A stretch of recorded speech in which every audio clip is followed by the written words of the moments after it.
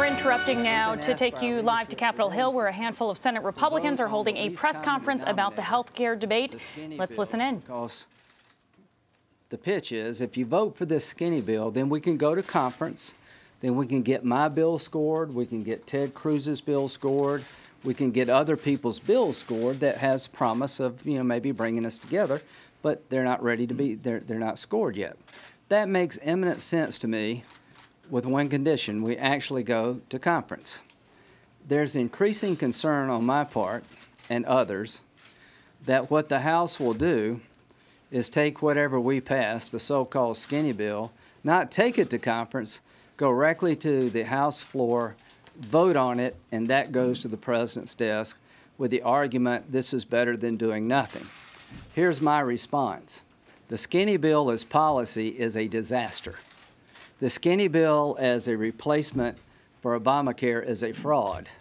The skinny bill is a vehicle to get in conference to find a replacement. It is not a replacement in of itself. The policy is terrible because you eliminate the individual employer mandate, which we all want eliminated, but we actually have an overall solution to the problem of Obamacare. So you're going to have increased premiums, and most of Obamacare stays in place if the skinny bill becomes law. Not only do we not replace Obamacare, we politically own the collapse of health care. I'd rather get out of the way and let it collapse than have a half-ass approach where it is now our problem.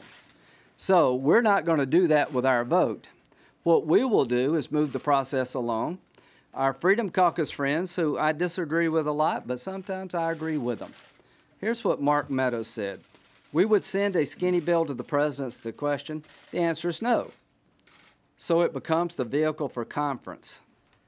Mark Meadows agreed the skinny repeal would be dead on arrival in the House, but he understands it's just a vehicle for a conference. Here's the problem. The whip in the House is suggesting to some that whatever we send becomes the final product. There will be no conference, and I am not going to vote for the skinny bill if I'm not assured by the House there will be a conference where my idea and other ideas can be taken up so we can actually replace Obamacare. I'm not going to vote for a bill that is terrible policy and horrible politics just because we have to get something done. So all three of us want to move the process along. We were encouraged by our leadership to be team players. They're coming up with a skinny bill. It changes by the moment, but none of us believe it actually replaces Obamacare. Neither does the Freedom Caucus. And I need assurances from the Speaker of the House and his team that if I vote for the skinny bill, it will not become the final product. It will be the vehicle to have a conference between the House and Senate where we can consider a true replacement. If I don't get those assurances, I'm a no, because I'm not going to vote for a pig in a poke, and I'm not going to tell people back in South Carolina that this product actually replaces Obamacare, because it does not. It is a fraud. And with that, I'll turn over to my great friend, John McCain. I have nothing to add. What is it? As I stated earlier this week, I'm not supportive of the legislation as it stands today. I am in close consultation with Arizona Governor Doug Ducey regarding the so-called skinny repeal and its potential impact on the state of Arizona. My position on this proposal will be largely guided by Governor Ducey's analysis of how it would impact the people of our state. My friends, this is legislation that directly affects the lives of the people in my state. I trust my governor. I trust his people. And he is looking carefully at this. He is looking carefully at the skinny bill repeal, but he's also looking at steps that need to be taken in addition to it. So I am convinced that we can move forward, but we have to have an assurance that it will go to a normal conference. Right now, that is not the case, and we do not have the assurance that is the case. I believe that one of the major problems with Obamacare was that it was rammed through Congress by Democrats without a single Republican vote. I believe we shouldn't make that same mistake again. And if necessary, this is, you are now about to hear from an antique phone that very few Americans that there's very few Americans anywhere in the world. I believe there's a person in Togo who also has this phone. Look, we can't make the same mistake that we inflicted in 2009. We've got to have some bipartisanship. All of you saw my speech, which I will be glad to provide you with a recording of in case you missed it, in case you have insomnia. But the point is, we've got to have Republicans and Democrats sit down together and come up with a bill that gets a majority in both houses. Otherwise, we're going to see this continuous gridlock. And I don't want to go on, but when we passed Obamacare in 2009, it split us. It split us dramatically, and it split us for years.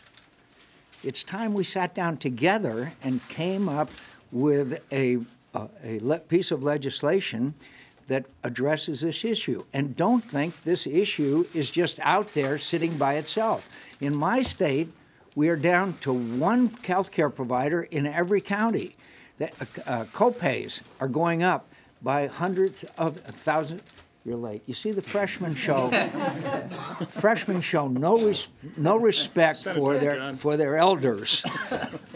Finally, I'd just like to say, again, in my state, Obamacare is a failure. It needs to be fixed.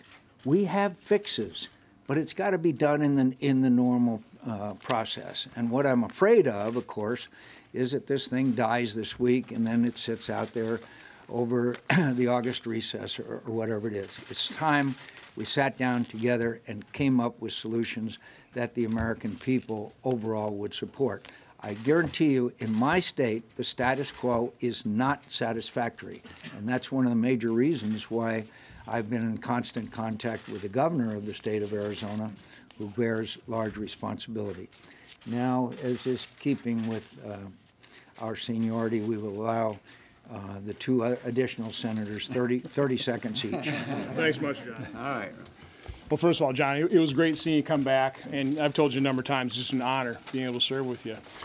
Listen, I'm happy to join Lindsey and John and Senator Cassidy. Just asking a very simple request. Give us an assurance, give us a guarantee that whatever we pass out of the Senate is going to go to conference so we can work on, for example, the great ideas that these two gentlemen have been working hard with our governors, something that I think can really get a great deal of support. The fact of the matter is the status quo is unacceptable. Obamacare markets are collapsing. Let me just tell you a little story. A woman that I spoke to for the first time on Tuesday, Sherry and Vern Colby from River Falls, Wisconsin, contacted our office, and I called her up, and she conveyed her story to me. Has some pre-existing conditions. In 2014, they signed up for Obamacare. I won't go through all the troubles they had signing up. Paid their premiums, sent in their check stubs to make sure they qualified for the subsidies.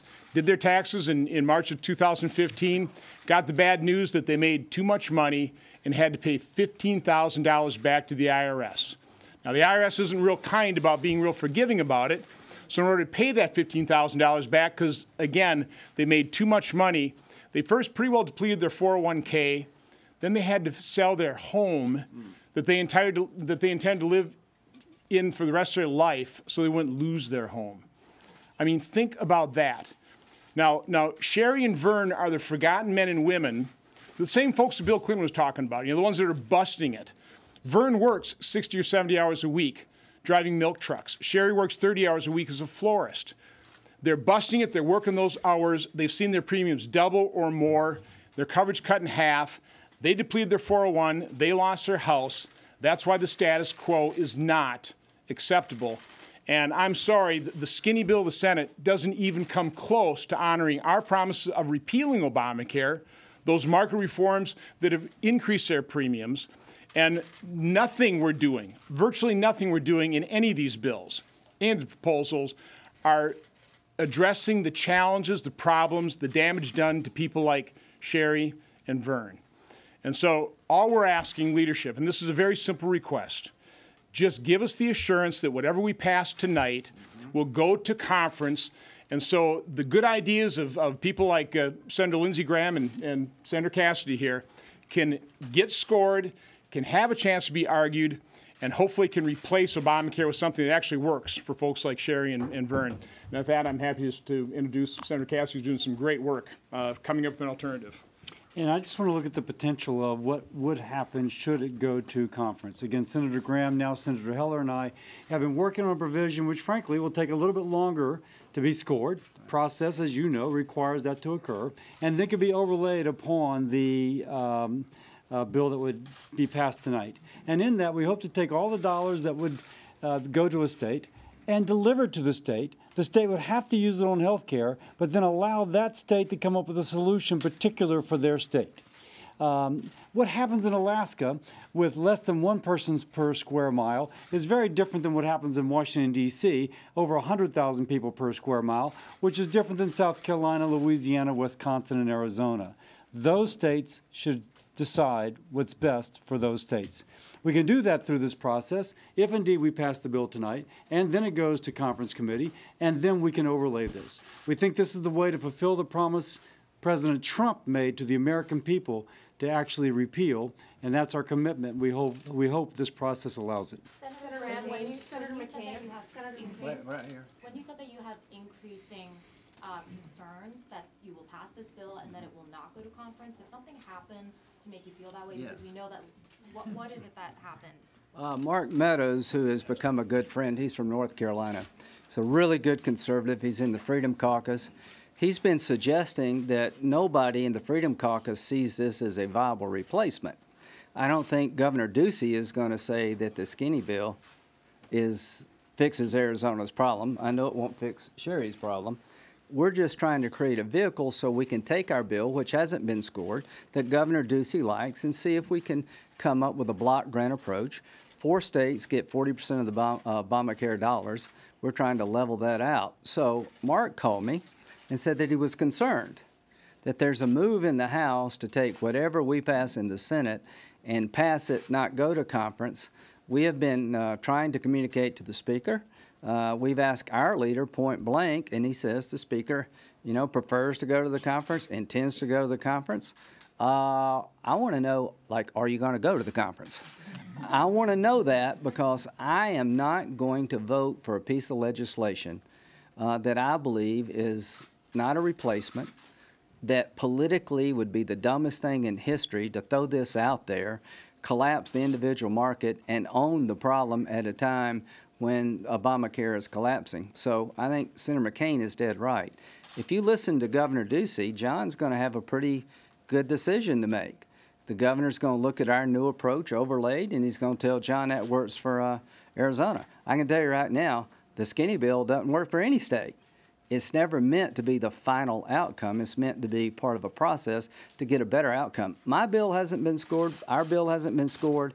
Ted Cruz's bill hadn't been scored. So we're buying time to get there. But that requires the House to actually go to conference. And if they don't go to conference, then I am not going to vote.